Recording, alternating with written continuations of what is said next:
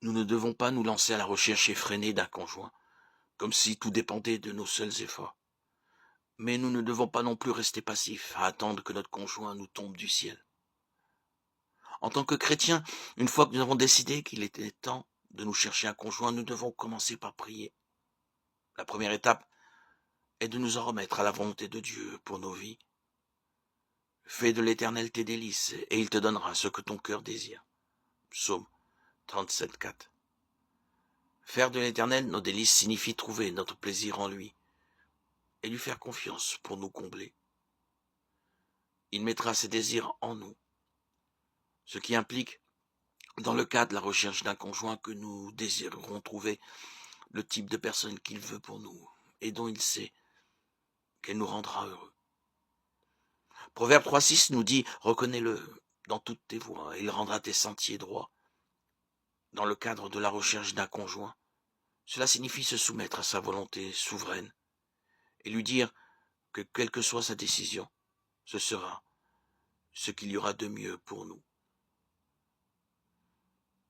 Après nous en être remis à sa volonté, nous devons aussi avoir une idée précise des qualités d'un bon conjoint et donc chercher quelqu'un qui corresponde sur le plan spirituel. Il est important de comprendre clairement ses qualités avant de chercher quelqu'un qui y corresponde. Car si on tombe amoureux de quelqu'un avant de découvrir que la personne ne correspond pas sur le plan spirituel, nous en souffrirons et nous nous retrouverons dans une situation délicate. Une fois que nous savons ce que dit la Bible, nous pouvons commencer à chercher activement un conjoint, en croyant que Dieu nous le donnera en son temps, et cela est sa volonté parfaite. Si nous prions, Dieu nous conduira vers la personne qu'il a prévue pour nous. Si nous attendons le moment qu'il a prévu, nous rencontrerons la personne qui correspond le mieux à notre arrière-plan, à notre personnalité et à nos attentes. Et tout cela selon sa volonté parfaite. Nous devons lui faire confiance pour nous donner ce dont nous avons besoin au moment où nous en avons besoin.